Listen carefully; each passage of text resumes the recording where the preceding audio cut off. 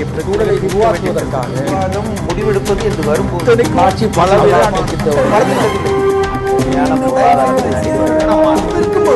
எதிர்த்து பேசிட்டு திரு சத்தியமூர்த்தி, இதே கருத்தை தான் வெளியேறி வந்திருக்கக்கூடிய அவர்கள் சொல்லி இன்றைக்கு ஊடகத்தில் வந்திருக்கக்கூடிய தகவலும் ராமு மணிவண்ணன் அவர்கள் சொல்லக்கூடிய தகவல்களும் ஒன்றாக இருக்கிறது.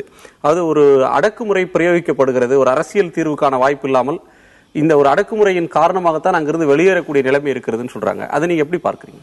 அரசியல் தீர்வு இலங்கை அரசாங்கத்திற்கும் தமிழ் தேசிய கூட்டமைப்பிற்கும் பேச்சுவார்த்தை நடந்து கொண்டிருந்தது. அது 2 வருடத்துக்கு முன்னாடி போர் முடிந்தவுடன் தொடங்கினாங்க. அது 2 வருடம் ஒரு 18 செஷனோ ஏதோ போச்சு. அதில் முன்னேற்றம் இல்லாமல் முடங்கி போச்சு. அது எதிர்பார்க்கப்பட வேண்டிய விஷயம்.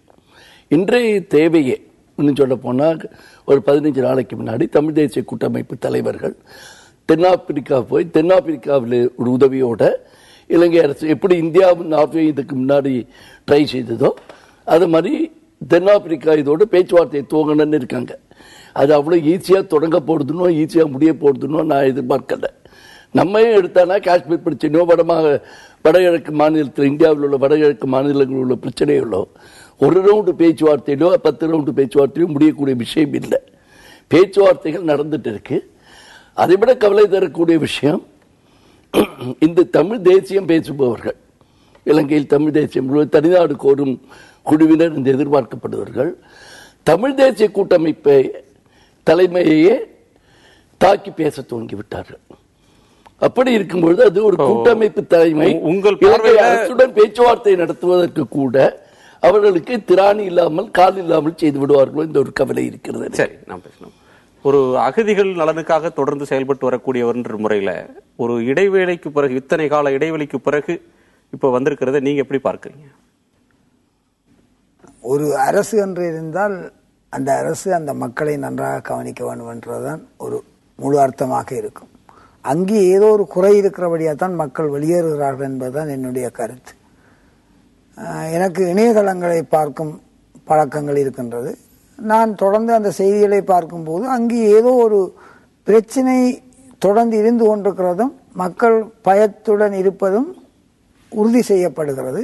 அது எக்காரணம் எந்த காரணத்தை என்று சொல்ல முடியவில்லை. அது சில வேளைகளில் அரசாக இருக்கலாம், அல்லது மாற்று குழுக்களாக இருக்கலாம், அல்லது ஆட்களாக இருக்கலாம். ஆனால் மக்களுடைய வாழ்வாதாரம் என்பதில் கேர்னல் ஐயா சொன்ன மாதிரியும் சொன்ன மாதிரியும் அந்த ஏதோ ஒரு பாதிப்பு இருக்கிறது. அந்த மக்கள் அந்த இடத்தை விட்டு வெளியேற முயற்சிக்கிறார்கள். ஏன்னா இந்த 10 பேர் வருவதற்கு முதல் ஆஸ்திரேலியாவுக்கு 54 பேர் முயற்சித்து அவர்கள் கைது செய்யப்பட்டிருக்கிறார்கள். அதுவே இலங்கை அரசு இந்த நிலையில் மாற்றத்தை கொண்டு வர வேண்டும்.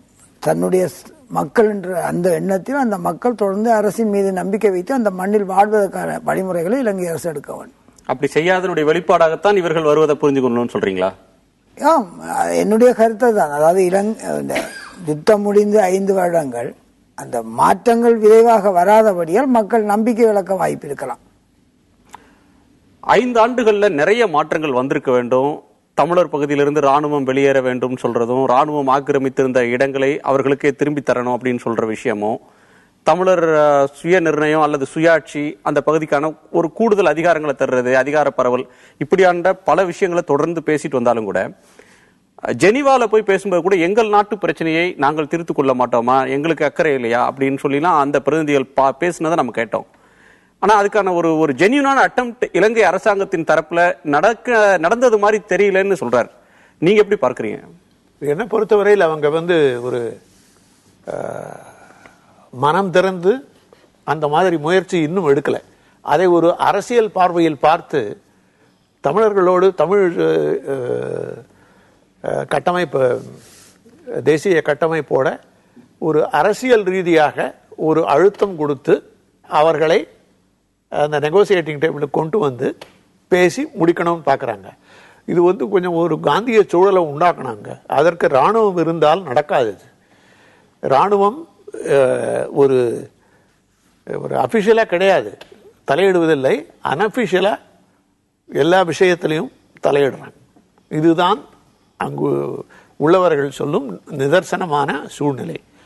இது அச்சில் வராது. ஏன்னா நான் சொல்றதுக்கு எப்போதுமே அவர்கள் பல வருடங்களாக முதலில் இலங்கை இராணுவத்தின் தாக்குதலாலும் பிறகு இந்திய ராணுவம் போயிற்று.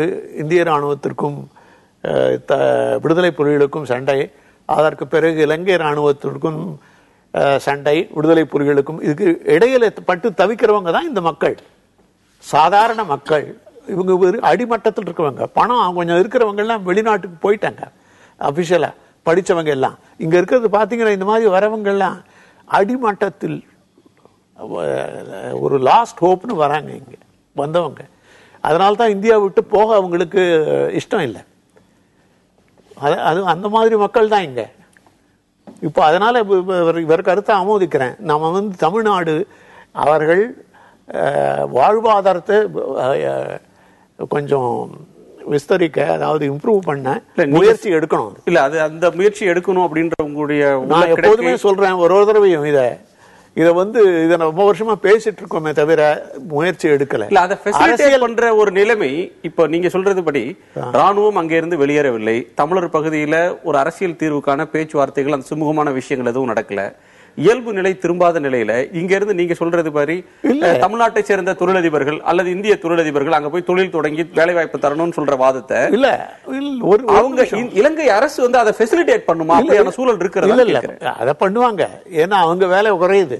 வேற என்ன, அவங்க இந்திய முதலாளிகள் நிறைய பேர் போயிருக்காங்க, மற்ற பகுதிகளில் போட்டிருக்காங்க, பணம் போட்டிருக்காங்க. இந்த பகுதியில இதற்கு அழுத்தம் கொடுக்க வேண்டும் மத்திய அரசின் மீது. இதை ஒரு முக்கியமாக எடுத்துக்கொண்டு ஒரு ஸ்கீம் போட்டு செய்யணும். அந்த மாதிரி செய்யணும். இது அரசியல் ரீதியாகவும் பார்க்கக்கூடாது, வெறும் மனிதாபிமான சூழ்நிலையிலும் பார்க்கக்கூடாது. ஏன்னா இது அடிப்படை வாழ்வாதார பிரச்சனை. இது அவங்களுக்கு தினசரி சாப்பாட்டு கிடையாது. அது ஒரு முக்கியமான பிரச்சனை.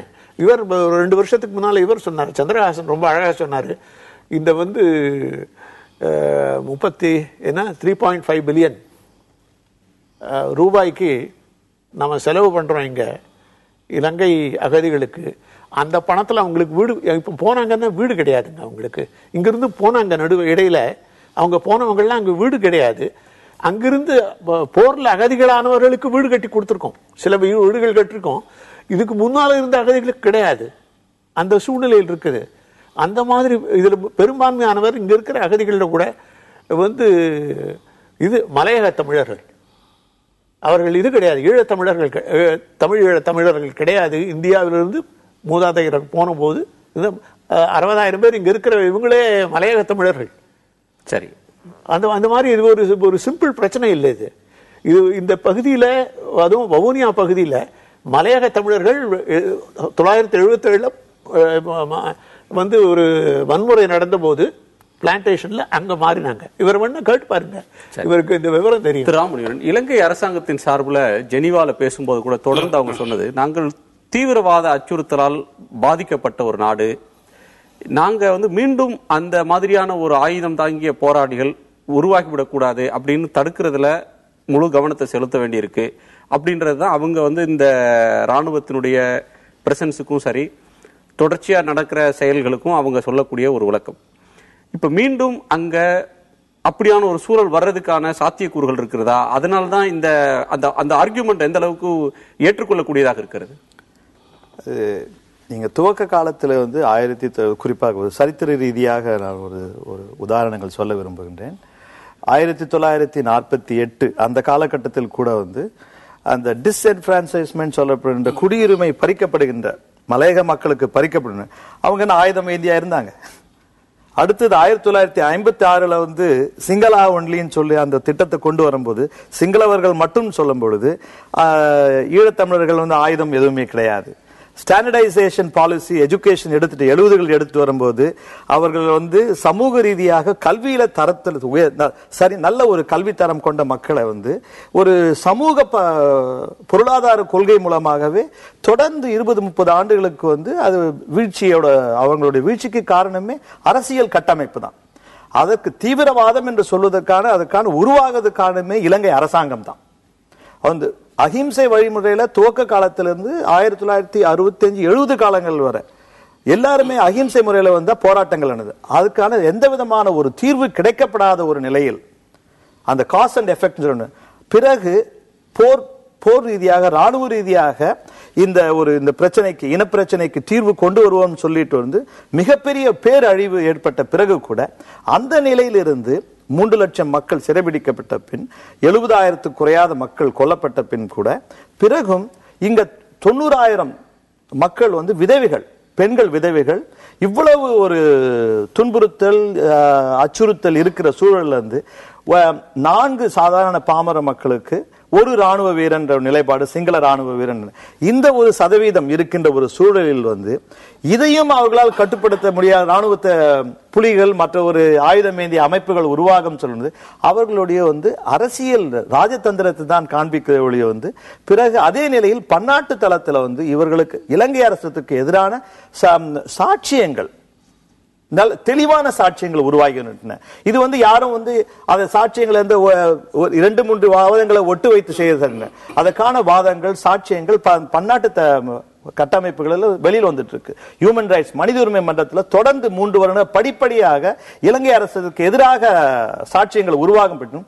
இன்றைக்கு ஒரு விசாரணை என்ற ஒரு நிலை வந்த பிறகு இவர்களுக்கு இது 20-30 ஆண்டுகளாக எப்பொழுது பிரச்சனை வந்தாலும் ஏதாவது அங்கு தீவிரவாதம் உருவாகி இருக்கு, தீவிரவாதத்துக்கு எதிராக நாங்கள் செய்ய வேண்டிய இங்க என்ன தீவிரவாதம் இருக்கு, பிறகு புலம்பெயர்ந்த மக்களை வந்து பிறகு இவர்கள் புலம்பெயர்ந்த மக்கள் தீவிரவாதத்துக்கு ஆதரவாக இருந்தால் போருக்கு பின்னும் கூட அந்த வாதத்தை சொல்வது சரியான வாதம் கிடையாது. போருக்கு பின் 2009 அவர் புலம்பெயர்ந்த மக்கள் இவர்களுக்கு விடுதலை புலிகளுக்கு ஆதரவாக இருந்தார்கள் என்பதற்கான சான்றுகள் இருக்கு. போர் முடிந்த பின் பிறகும் இந்த மக்கள் புலம்பெயர்ந்த மக்கள் என்பது அவர்களை ஒரு சாட்சியமாக வைத்து இங்கு தமிழ் தேசியம் குறிப்பாக டிஎன்ஏ இவர்கள் இந்த கட்டமைப்பு இரண்டையும் அரசியல் ரீதியாக அந்த மக்களை வேறுபடுத்தி விடுத்துட்டு அந்த மக்களை ஒருவரை அரசியல் ரீதியாக வேறுபடுத்தி பார்த்தால் பிறகு இந்த தீவிரவாதம் என்பதை மிகவும் எளிமையாக பயன்படுத்தி உள்நாட்டில் இருக்க மக்களை பேசவே முடியாத ஒரு சூழலுக்கு இலங்கை அரசால் கொண்டு செல்ல முடியும். அது அங்கு இருக்கின்ற வடக்கு மாகாணத்தில் இருக்கின்ற அரசாங்கத்துக்கு என்ன உரிமை இருக்கின்றது என்று அவர்களுக்காக பேசுவதற்கு அங்கு முதலமைச்சர் அந்த ஒரு அரசியல் அமைப்பு இருந்தால் கூட அங்கு கவர்னர் என்று சொல்லப்படுகின்ற அந்த ஒரு ரீதியாக எல்லா வழிகளிலும் அவர்களுடைய உரிமைகளையும் அவர்களை திராணிக்க முடியும். அப்போது அரசியல் ரீதியாகவும் ஒரு திறனிக்குள்ள பார்வையில் அந்த கட்டமைப்பு கிடையாது. அது இலங்கை அரசாங்கம் சொல்லக்கூடிய வாதம் என்பது ஒரு திசை திருப்பும் கருத்து அப்படின்ற ஒரு யுக்தி அப்படின்றது நீங்க சொல்றீங்க. இதற்கான பதிலை திரு சத்தியமூர்த்தி அவரிடம் வந்து ஒரு இடைவேளைக்கு பிறகு பெறலாம். ஒரு சிறிய இடைவேளைக்கு பிறகு நேர்பட பேசி தொடரும்.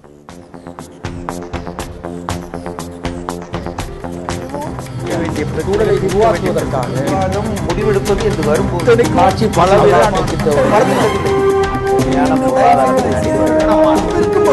எதிர்த்து பேசிட்டு